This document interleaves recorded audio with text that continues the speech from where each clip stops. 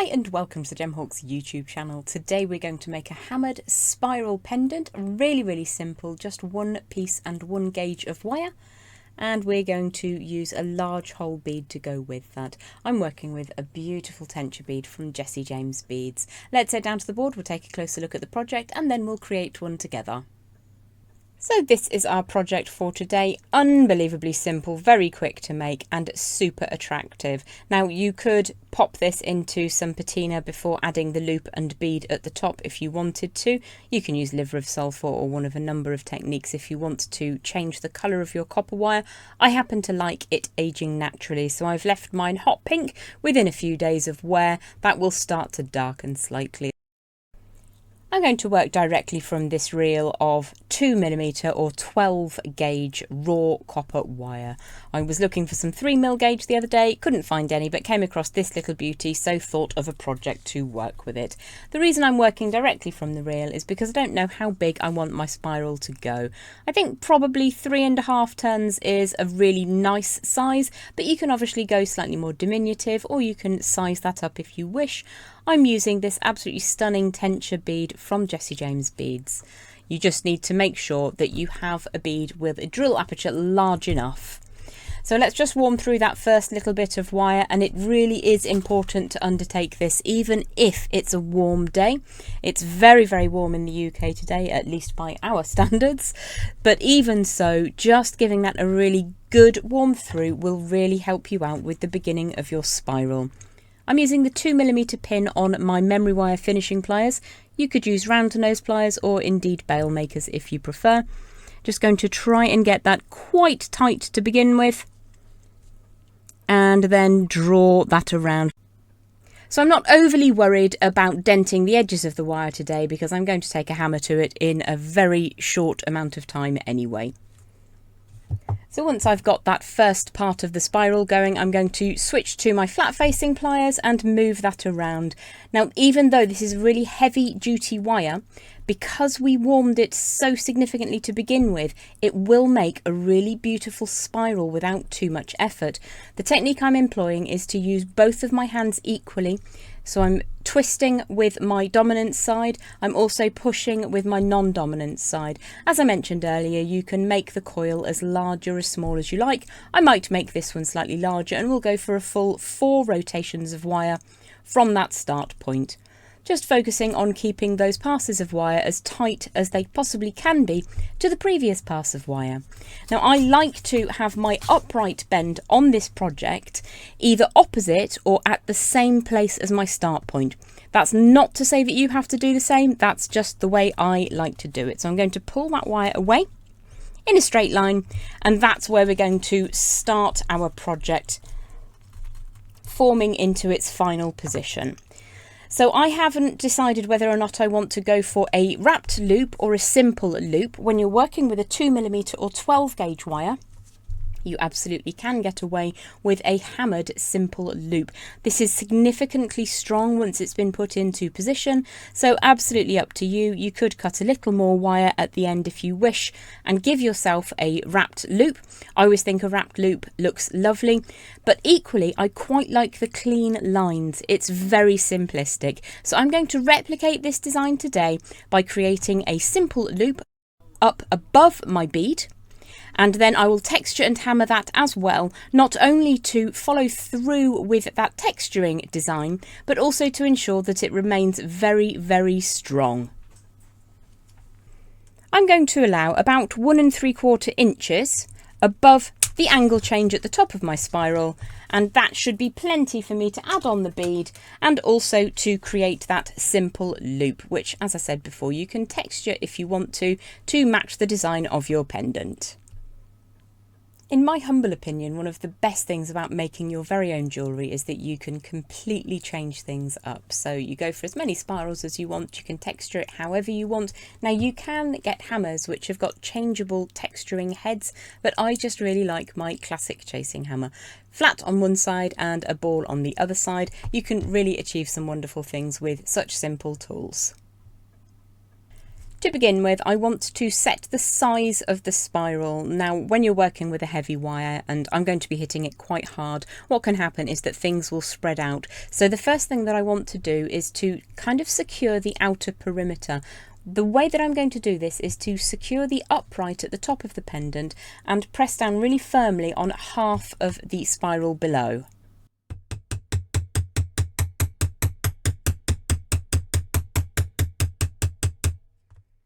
And then it's just a case of moving it around and trying to support that spiral as much as possible whilst you strike down on the bit that you don't have your thumb on, hopefully.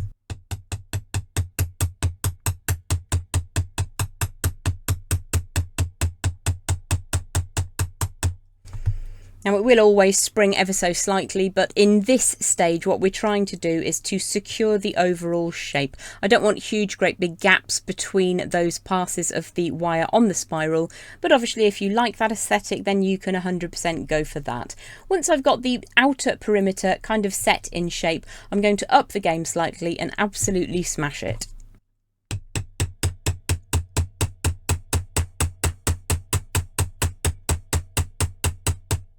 So you can probably see it is starting to open slightly, so I'm just going to push that back in between each session.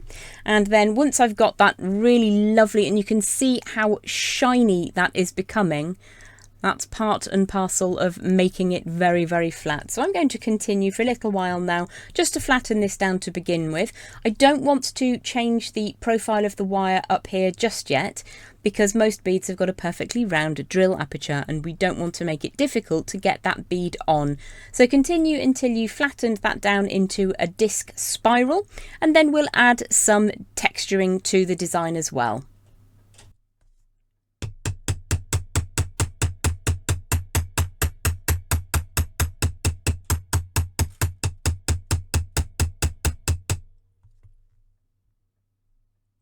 So I'm pretty happy with how that's coming along. Again, just make sure that everything is closed up and that you're not hammering on the neckline part of the design.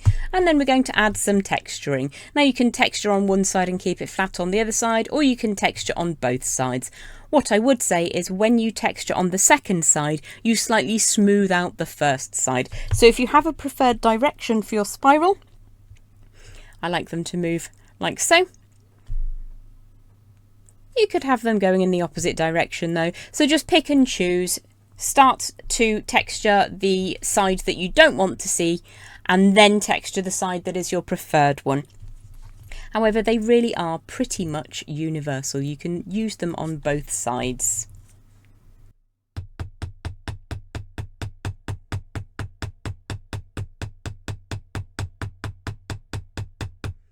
So I'm using the ball side of my chasing hammer now to add some dents. It's a bit like those copper pots that my mother-in-law collected during the 1970s and 1980s. I think it's really attractive, but it will also cast and scatter light beautifully, a little bit like facets for wire. So keep going until you've got the level of faceting that you desire.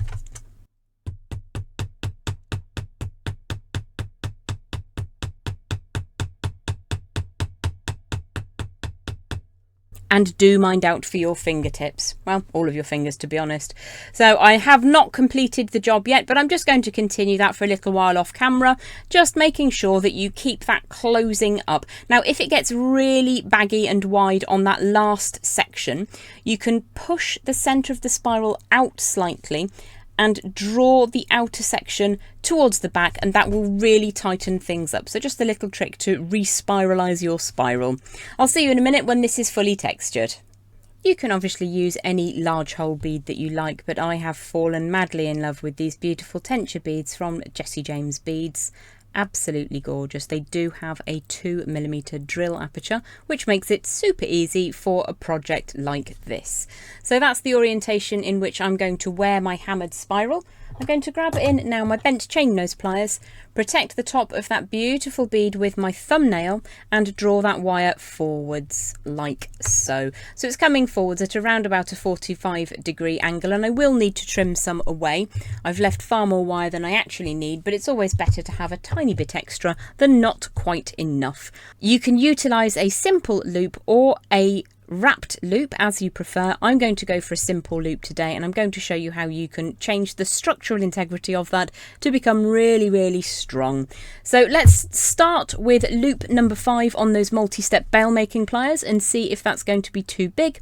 I'm going to capture the very end of the wire, midpoint between the 5 and 6, and draw that all the way around. Let's see if that closes up.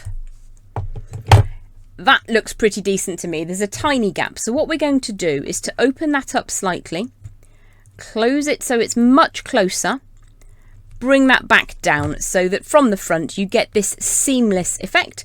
And now we're just going to add a little bit of work hardening and then texturing it to the outside. Again, I'm going to pop my thumb over the bead to protect it.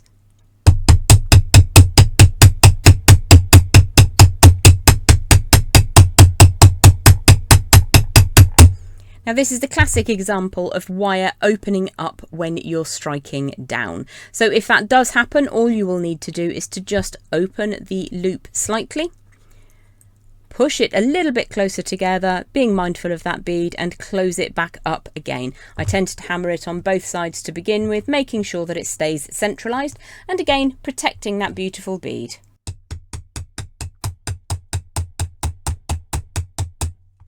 Once I've work hardened it, I'm going to ensure that it's sitting in the position that I want it to stay in.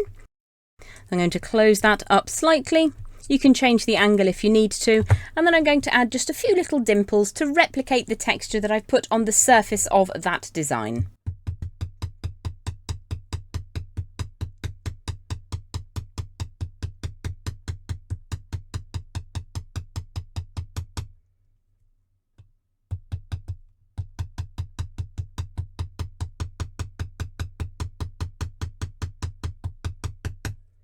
It really only takes a few taps to get that surface to change and to cast light in such a fashion, and that is your hammered spiral pendant. Just make sure that everything is nice and straight, and then you are good to go. So just one length of wire direct from the spool. I really enjoy these. They're such a joy to make, and if you enjoy hammering as much as I do, it's a really lovely project. Thanks so much for watching. I hope that you've enjoyed today's project as much as I have. Don't forget to check out my friends at Jessie James Beads for all of their beautiful products. The wire that we've used today is a 2mm round raw copper, which I got from wires.co.uk, but there are other suppliers around both US-wise and in the UK. If you have enjoyed today's content, don't forget to like the video, subscribe to the channel. Neither of those things cost you any money. Neither does it cost you a bean to drop a hype. Thanks so much for watching, and I look forward to seeing you again next week. Take care. Bye-bye.